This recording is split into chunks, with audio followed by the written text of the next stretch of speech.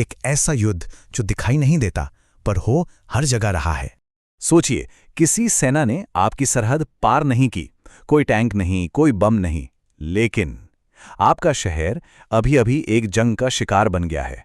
तो आज का बैटलफील्ड कोई दूर दराज की सरहद नहीं है। नहीं, ये है हमारा बैंक, हमारा अस्पताल, हमारी बिजली, हमारी रोजमर्रा की जिंदगी। तो ये होता कैसे? एक तरीका है डीडॉस हमला। इसे ऐसे समझिए जैसे 1 करोड़ लोग एक ही साथ आपके फोन पर कॉल करने लगें, तब तक जब तक वो बंद ना हो जाए। मतलब किसी भी ऑनलाइन सिस्टम पर इतना डेटा फेंकना कि वो बस ठप पड़ जाए, सब कुछ बंद। और दूसरा हथियार, जीरो डे एक्सप्लॉइट। ये एक ऐसे गुप्त दरवाजे जैसा है जिसके बारे में ताला बनाने वाले को भी नहीं पता। मतलब एक ऐसी सीक्रेट कमजोरी का इस्तेमाल करना जिसके बारे में दुनिया जानती ही नहीं। और जब तक आप उस दरवाजे को ढूंढ पाते हैं, दुश्मन पहले ही घर के अंदर होता है। तो बात यह है कि युद्ध तो वही है, बस वर्दी बदल गई है। हथियार नए हैं पर इरादे वही पुराने। ये कोई नई लड़ाई नहीं, ये बस एक नया मैदान है। तो सवाल ये उठता है कि इस नए मैदान में लड़ कौन रहा है? चलिए इस ग्लोबल चेस बोर्ड के 4 मेन प्लेयर्स से मिलते हैं। और हां, हर किसी का खेलने का स्टाइल बिल्कुल अलग है। सबसे पहले रूस। इनको कह सकते हैं आक्रामक। ये छुपकर वार नहीं करते। इनके साइबर अटैक्स सीधे हमारे पावर ग्रिड्स और बांधों पर होते हैं, जिनका असर असल दुनिया में तबाही लाता है। फिर आता है चीन, यानी चोर। ये बिल्कुल शांत और बहुत धैर्यवान है।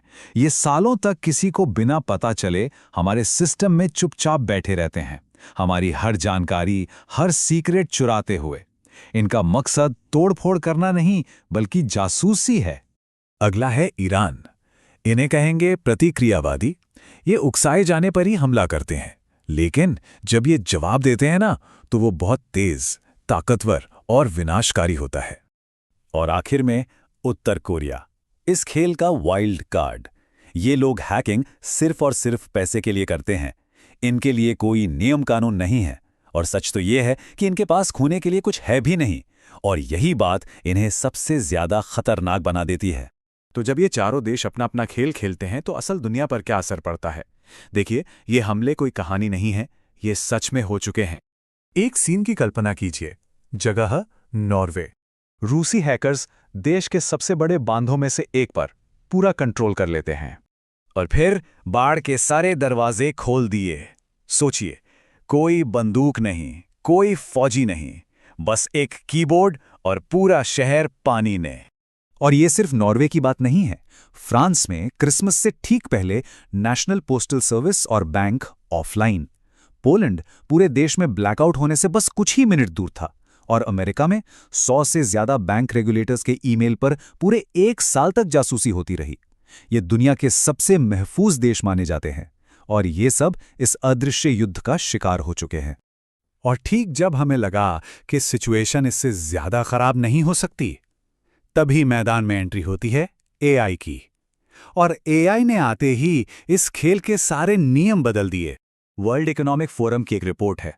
उसके मुताबिक दुनिया के 87% एक्सपर्ट्स ये मानते हैं कि एआई आज का सबसे तेजी से बढ़ता हुआ साइबर खतरा है। ये किसी एक की राय नहीं है, ये ग्लोबल लेवल पर एक सच्चाई बन चुकी है। तो इसका असल मतलब क्या है? मतलब ये कि एआई ने सारी रुकावटें हटा दी हैं। पैसा, स्किल, टाइम, स्केल सब खत्म। अब कोई एक अकेला अटैकर भी उतना ही बड़ा हमला कर सकता है जितनी ताकत पहले सिर्फ एक पूरी सरकार के पास होती थी।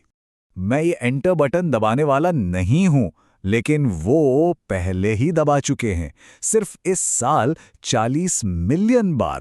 तो ये ग्लोबल खतरा अब सिर्फ दूर देशों की खबरों में नहीं है, ये हमारे दरवाजे पर दस्तक दे रहा है। और सवाल यह है कि क्या ये एक एक्ट ऑफ वॉर है? जरा सोचकर देखिए कि हमारे शहर में 6 घंटे के लिए बिजली चली जाए, क्या होगा? पहले घंटे में ही सारे एटीएम और गैस पंप बंद। तीसरे घंटे तक ट्रैफिक लाइट्स काम करना बंद कर देंगी और हर तरफ भयंकर जाम लग जाएगा। और छठे घंटे तक अस्पतालों के बैकअप सिस्टम भी फेल होने लगेंगे। पानी पीना तक सेफ नहीं रहेगा। क्या अब भी ये किसी और की प्रॉब्लम लगती है? तो सवाल ये है, अगर कोई देश दूर बैठे बैठे रिमोटली हमारे पावर ग्रिड को बंद कर दे, तो क्या ये युद्ध की कार्रवाई है ये सवाल अब भविष्य का नहीं रहा। अगर कोई देश बिना एक भी गोली चलाए हमारे शहर को घुटनों पर ला सकता है, तो क्या ये जंग है? नीचे कमेंट्स में बताइए, वॉर या नॉट वॉर। और ये तो बस शुरुआत है।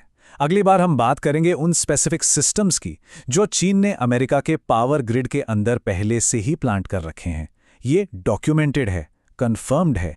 पिछले 3 सालों से किसी को कानो कान खबर तक नहीं हुई। सब्सक्राइब कर लीजिए, वरना ये जानकारी आपसे मिस हो जाएगी।